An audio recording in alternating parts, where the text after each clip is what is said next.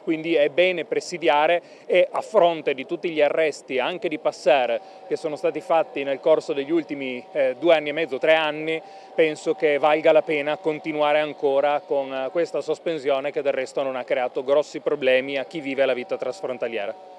Revocati i controlli alle frontiere interne dello spazio Schengen con Croazia e Ungheria, l'annuncio del governo sloveno che di fatto ha ottemperato alla raccomandazione della Commissione europea, anche se la sorveglianza continuerà con misure compensative nell'entroterra. Il governo italiano invece ha annunciato un prolungamento dei controlli al confine.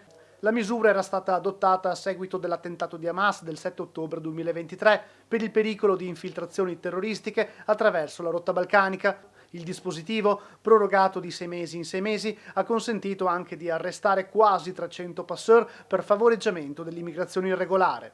Posso anche comprendere per certi versi la posizione di Croazia e Slovenia, che però non soffrono del nostro stesso fenomeno. Sicuramente Croazia e Slovenia sono paesi di transito, ma di transito e basta.